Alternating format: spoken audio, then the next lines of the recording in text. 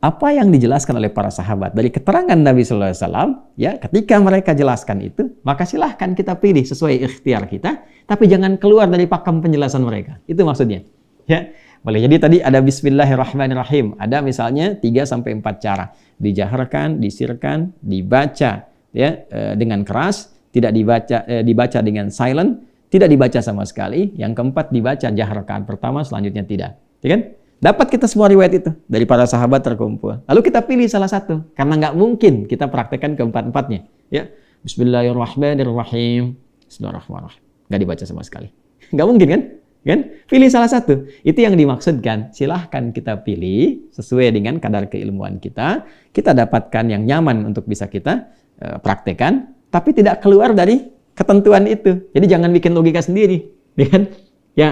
Termasuk tentang nyusun saf misalnya, tentang siapa yang khutbah Jumat. Silahkan. Ini yang dari ayat ada turun nih. Sudah, ayatnya ada turun jelas. Amalkan. Apa maksud ayat itu? Lihat keterangan Nabi. Praktek Nabi bagaimana? Sam'an wa ta'ah. Jadi kalau kata Nabi yang khutbah laki-laki, laki-laki. Ketika dihadirkan perempuan, berarti menyalahi Nabi itu. Dan bermaksiat pada Nabi bahaya, gitu kan? Itu bahaya sekali. Baik, bagaimana cara nyusun saf? Nabi aturkan. Lalu sahabat memberikan penjelasan lebih terang kepada kita, ya, dari apa yang didapatkan dari Nabi. Nabi jelas kepada mereka, tapi kan kita nggak bisa mengakses Nabi. Maka dari sahabat kita mendapatkan, ya, dari mana kita kan nggak bisa langsung ke sahabat. Dapat kemudian tabi'in diteruskan sampai ke kita. Itulah yang disebut dengan sanad. Makanya Imam Muslim memulai dengan babul isnad dalam Sahih Muslimnya. Nah, setelah generasi sahabat ada tabi'in. Maka kalau yang datang dari tabi'in, apa kata Imam Abu Hanifah? Hum rijal wa nahnu rijal. Kan? Mereka rijal, maksudnya apa? Rijal itu jamak dari kata rajul, artinya sosok yang sudah kuat. Kalau dalam bab ilmu, kuat, punya kemampuan menganalisis, punya kemampuan menyimpulkan, punya bekal ilmu yang sangat luar biasa, sehingga memahami dengan sempurna sesuai dengan kepakarannya dan bisa mengambil keputusan. Maka Imam Abu Hanifah mengatakan, hum rijal, kalau mereka punya kemampuan seperti itu, wa nahnu rijal, kita pun sama-sama punya kemampuan. Tapi yang dimaksud itu, Abu Hanifah itu levelnya sama. Bukan beda level. Coba sekarang, dari pengertian kelompok misalnya. Ini kan semua ulama menafsirkan demikian. Satu, Imam Abu Hanifah itu kan tabi'in. Beliau tuh berjumpa dengan sahabat Anas bin Malik radhiyallahu ta'ala anhu. Jadi beliau menilai level yang sama. Ya, dalam komunitasnya. Kalau mereka tabi'in, saya pun tabi'in, gitulah. Ya. Kalau mereka hafal Quran, saya pun hafal Quran. Kalau mereka paham fikih, saya pun paham fikih. Nah, ilmu yang mereka miliki, saya juga punya itu. Jadi levelnya setara di sini. Itu yang dimaksud hum rijal wa nahnu rijal. Jelas ya? Jadi ada kesetaraan dalam bab keilmuan, ada bab kesetaraan dalam satu generasi, ya kan? Nah, ini kalau mereka ditabiin rijal, ya kan? Lantas kita yang bukan tabiin misalnya dan ilmunya bahkan jauh daripada itu, maka nggak pantas disebut rijal dalam bidang keilmuan. Mungkin hum rijal, ya, wa ana sobi. Ya, hum rijal wa nahnu sibyan. Ya, mereka itu udah pakar, udah jauh ilmunya dan sebagainya. Kita itu masih meniti itu. Ya, seperti bayi masih merangkak, masih meniti. Maka nggak bisa kemudian level kita disamakan dengan mereka. Kalau mereka bisa berijtihad, mereka mujtahid mutlak, maka kita pengikut. Ya, karena itu dalam konteks yang sudah diatur, sudah pasti. Khutbah Jumat begini, nyusun saf begini, keterangan ulama mujtahidnya seperti ini, hadisnya jelas, ayatnya sangat terang sekali. Maka kita yang nggak selevel dengan mereka, udah ikutin, pakemnya begitu. Nggak bisa dengan mengatakan, wah ini mazhabnya nggak boleh begitu, ya kan? Wah, sesuai dengan pemikiran, kita nggak terbatas. Yang ini menyalahi misalnya kesetaraan gender, itu kan pemikiran Anda, ya kan? Dan setiap orang punya pikiran akan berbeda. Kalau agama ini dipraktikkan dengan pandangan masing-masing, maka ada berapa banyak versi yang akan didapatkan.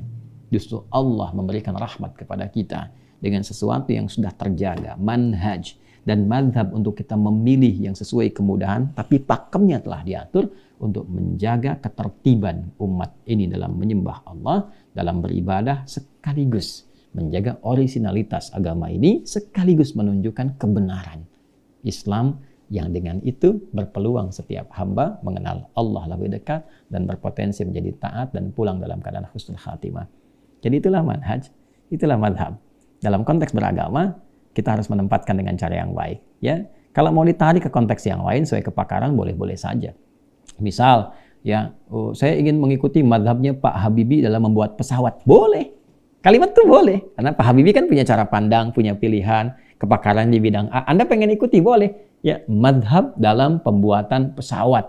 Ya, khususnya misalnya di tentang saya pesawat dan sebagainya. Boleh aja sesuai dengan bidangnya. Ya, tapi jangan Anda tempatkan misalnya, ya, mohon maaf, pandangan-pandangan ya Pak Habibie misalnya di tempat yang lain. Ya, misal Anda mau bikin handphone, lalu Anda katakan mau ikut mazhabnya Pak Habibie, ya nggak nyambung. Beliau itu bikin pesawat, yang handphone yang lain. Kan? Ya demikian, apalagi kalau ditarik dalam konteks beribadah, dalam konteks keagamaan. Ya, ada seorang hebat orasinya, bagus retorikanya dan sebagainya. Tapi belum tentu memahami konstruksi hukum agama. Jangan tarik. Saya ikut mazhabnya beliau. Cara berpikirnya nggak bisa dibawa untuk konteks memahami agama. Karena beda. Ya, beda teman-teman sekalian. Hati-hati. Ya, hati-hati. Sekali lagi ya, sepeda punya jaka sembung. Beda, Bung. Gitu ya. Jadi ini nggak sama ya. Hati-hati. Ini tidak sama. Karena itu jangan kita sekali-kali mengambil satu kesimpulan dengan logika yang melompat dan itu bisa berpotensi disalahpahami. Sudah pahamnya salah, salah memahami dan berpotensi juga orang salah kemudian karena mengikuti pemahaman yang keliru itu. Ya, karena itu berpikir saya kira yang rasional, yang cerdas dan lebih daripada itu kita berlindung, bermohon pada Allah Subhanahu wa taala dari berbagai macam hal-hal yang memungkinkan kita bisa terjebak pada pengambilan kesimpulan yang salah atau bersikap yang tidak tepat. Sekaligus juga kita saling mendoakan, menjaga, tidak mencela, tidak menghukumi orang-orang lain sekalipun salah kemudian mencelanya, menghargai, tidak. Yang diajarkan oleh Islam adalah bagaimana melapangkan hati kita untuk mendoakan. Kemudian menyampaikan argumentasi dengan cara yang benar. Dan selanjutnya ya tawakal ala Allah. Kita bertawakal kepada Allah, kita telah bermohon, kita telah berusaha sehingga hisab kita diringankan di hari kiamat ketika ditanya.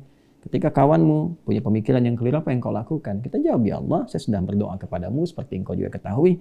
Saya telah berusaha semaksimal mungkin dengan cara yang baik seperti Nabi mu ajarkan SAW. Ya, dan saya kembalikan kepadamu putusan sesuai dengan kebijaksanaan yang memang engkau Maha Rahman dan Rahim di dalamnya. Maka ringan hisab kita.